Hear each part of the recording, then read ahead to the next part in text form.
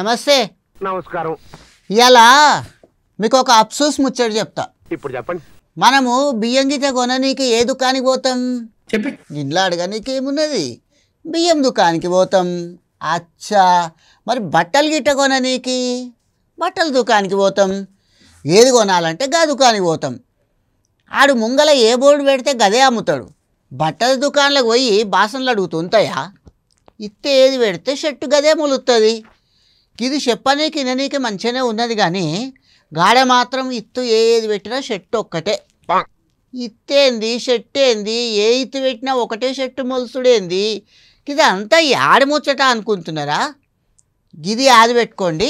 జర్ర సుత్తు తిరిగి వచ్చి ఆడికేది ఎత్తా. సుత్తు తిరిగి అంటే నేను తిరుగుడు కాదుల్లా, ముచ్చట తిప్పి తిప్పి తెత్తా అంటున్నా. గా సందుల పట్నంలా అన్ని దుకాణాలు ఉంటాయి. ఒకడు బియ్యం గోనసని కొననీకి సంచి పట్టుకొని ఒక దుకాణంలోకి పోతాడు. బియ్యం కొనుక్కొని వస్తే దీంట్లో చెప్పుకోనీకి ముచ్చటేమున్నది. ఇంకోడు పక్కన కిరాణా దుకాణంలోకి పోతాడు. నాకేంటి? ఇంకోడు పక్కన షాయి హోటల్లోకి పోతాడు. దాంట్లో ఏమున్నది, ఉప్పో పప్పో తెచ్చుకుంటాడేమో. హోటల్లోకి పోయినోడు జరంతా షాయి తాగి వస్తాడేమో అనుకుంటాం. గాడ బియ్యం దుకాణంలోకి పోయినోడు జల్దీ రాడు. ఇక్కడ కిరాణా సామాన్ల కోసం పోయినోడు జల్దీ రాడు.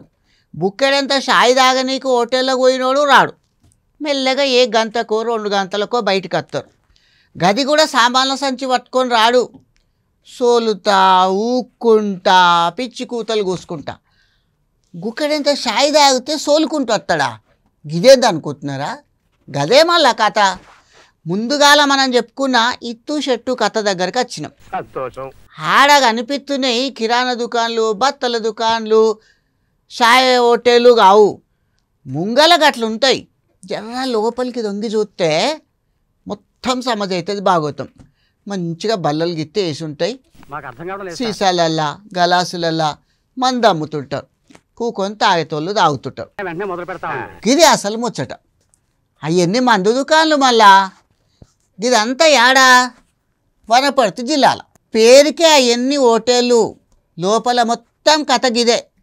యాడ పడితే గాడ బెల్ట్ దుకాణంలా సీదా పోవుడు, గప్ప గప్ప మందు కొట్టుడు.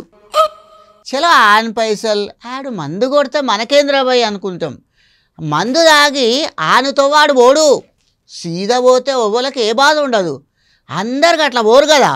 ఇక పని గిట్ట లేనోళ్ళు జర్ర సుక్కబడే తాకల్లా మస్తు దార్కార్లు అవుతారా.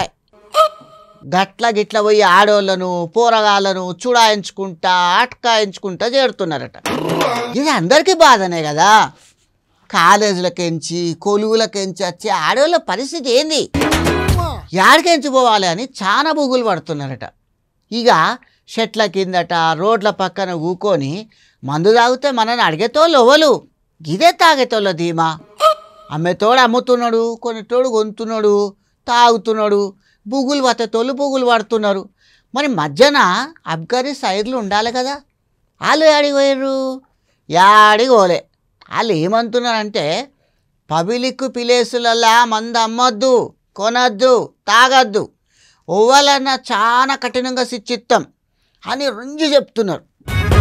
వీళ్ళకు కూడా మంచిగానే అందుతున్నాయని జర వినిపించేటట్టే చెప్పుకుంటున్నారట. ఉండొచ్చు మళ్ళా. లేకుంటే చూసి చూడనట్టు ఏమిటికి పోతారు? మరి ఆ సైలరకు కూడా మస్తు ఖర్చులు ఉంటాయి కదా. నీకు ఆర్సుగా ఉంటే వాళ్ళకి వచ్చే జీతాలు ఆడ సరిపోతాయి. కుర్చీల కింద నుంచి చేతులు పెట్టి కమాయించే అలవాటు ఆయే. గమ్మున ఎట్లు కూతారు? పేరుకు అక్కడ ఆడి కథ చెప్పుకుంటున్నాం, కానీ చాలా జాగాలలో గిదే కథ నడుస్తున్నది. పెద్ద పెద్ద సైలరు జర్ర చూడుండ్రి. పైసా ముఖం కాదు, అప్పుడప్పుడు పబ్లిక్ ముఖం కూడా చూడుండ్రి. ఉంటా మళ్ళా.